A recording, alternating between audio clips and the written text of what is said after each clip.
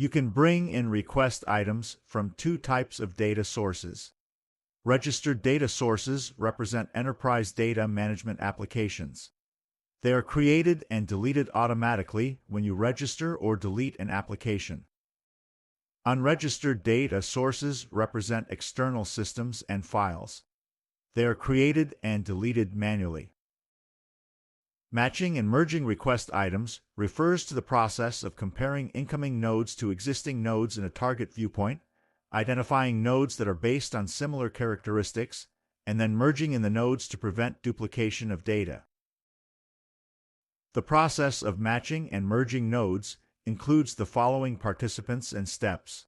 A metadata manager or dimension owner, who creates unregistered data sources for incoming data from external systems and files, defines matching rules that determine how nodes from data sources are matched with existing nodes based on their property values, defines survivorship rules that specify how properties and relationships from the incoming nodes are merged with the existing nodes. A business user, who creates a request with new nodes that are similar to other currently existing nodes. A data manager, who runs matching against the incoming nodes, reviews the matching candidates in the matching workbench, and accepts or rejects the matches. The data manager then applies the accepted matches to the nodes in the request. The new nodes that match existing nodes are deleted from the request, and information from the deleted nodes is merged to the surviving nodes. Finally, the business user submits the request. The request can optionally proceed through an approval process or be immediately committed. Let's see how matching and merging works. Say you maintain a master list of customers, and you want to merge a list of sales leads with the master list. I am signed in as Casey, a metadata manager, who has already defined matching rules for the sales leads registered data source. Matching rules are created at the node type level for each data source. I'll inspect the customer node type that defines the master customer list. On the Rules tab, matching rules are grouped by data source on the Matching subtab. You can define multiple matching rules for a node type, and you can specify the order in which the rules are evaluated. After creating a matching rule, on the General tab you can edit it to change the name or description, enable the rule, specify whether the rule is used for matching, deduplication, or both, change the rule order, and set thresholds to automatically accept or exclude a match result. Note that you cannot edit the data source for a matching rule after it has been created. Now, let's have a closer look at the thresholds. The auto-exclude threshold determines match candidates that do not meet the matching rules criteria. Match candidates where the matching rule has a score below the auto-exclude threshold are not displayed in the matching workbench. The auto-accept threshold determines match candidates that have a high confidence level of being duplicates according to the matching rules criteria. That is, if a matching rule has a match score that meets or exceeds the auto-accept threshold, it is automatically accepted in the matching workbench, and other matching candidates are displayed as rejected. Match candidates that fall between thresholds are treated as suspects for further evaluation by the data manager. I'll keep the current general settings. On the Definition tab of the Matching Rule Inspector, you specify one or more rule criteria. Rule criteria are based on the properties of the node. Here we are matching on the core name property with a fuzzy search where the first character at the beginning of the string must match exactly. Additionally, the custom industry property must contain the industry defined. I'll keep the current rule criteria.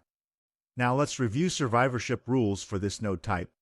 Survivorship rules specify which properties and relationships from the incoming source node are merged into the target nodes in a viewpoint after the match has been confirmed. For each node type and data source combination, you can enable only one survivorship rule.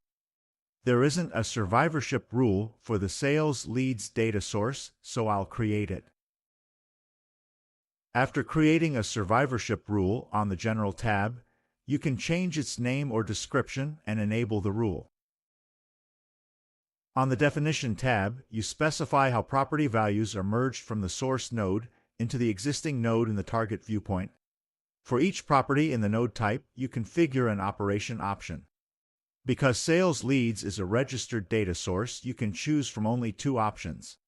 None. This is the default option that ignores the property value during the merge.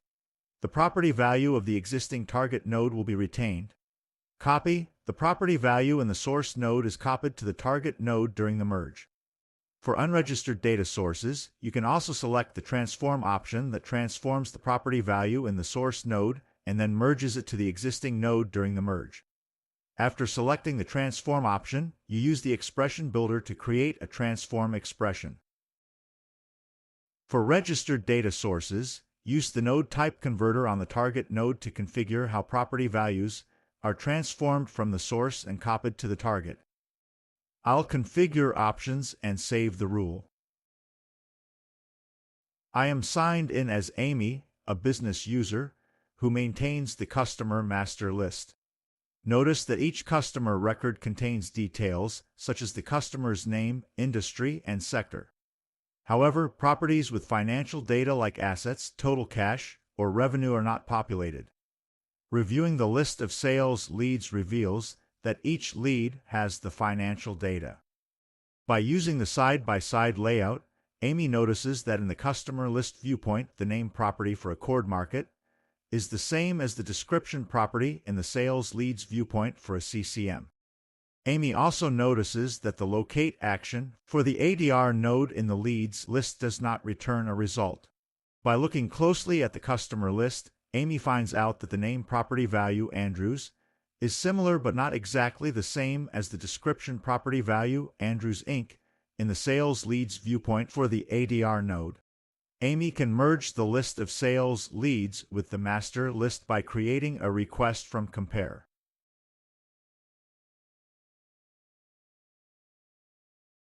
In the customer list viewpoint, notice that the name transformation defined in the customer node type converter resulted in Accord Market having an exact match on an existing customer and an auto-match was performed. Notice the action icon for Accord Market node is update. The request merges the financial data from the sales leads viewpoint into the Accord Market customer record.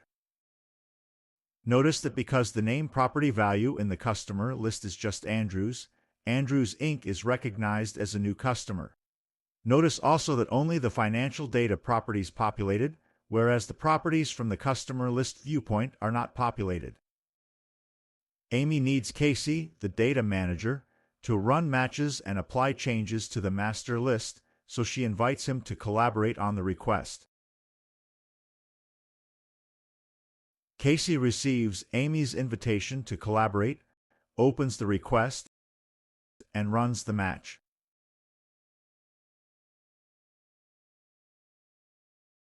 The match results summary shows that a total of 16 request items were evaluated for a match, and 5 were auto-accepted based on thresholds configured in the matching rules.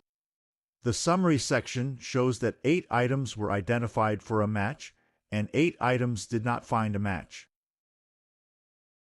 In the match results pane, notice that Andrews Inc. is matched with the name and industry matching rule because the name property is similar and the industry property is exact. The match has a score of 85 and is auto-accepted because the rule has a defined auto-accept threshold of 70.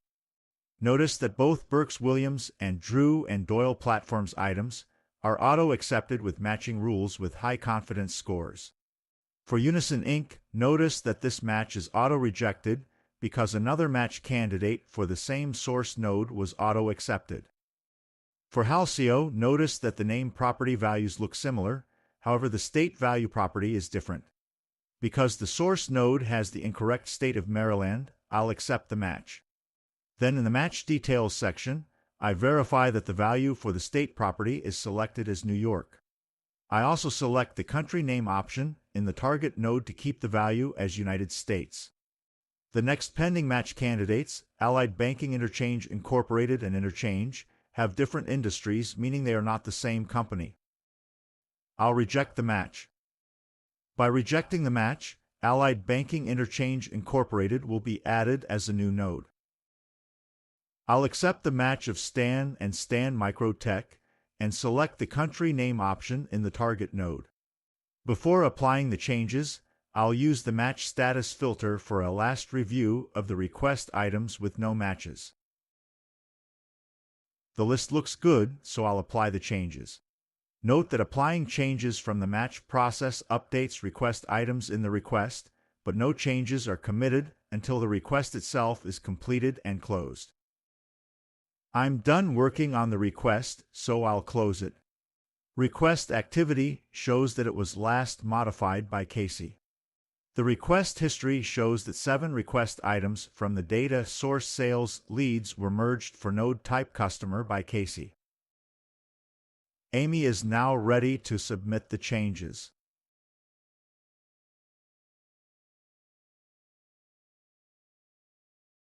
Let's verify the merge results. I'll search for Andrews in the master list, which returns only one node. Under the Links tab, we can see a complete lineage of the node. The requests that link the nodes are displayed as linking arrows. Hovering over the linking arrow displays the request name. To learn more, visit docs.oracle.com.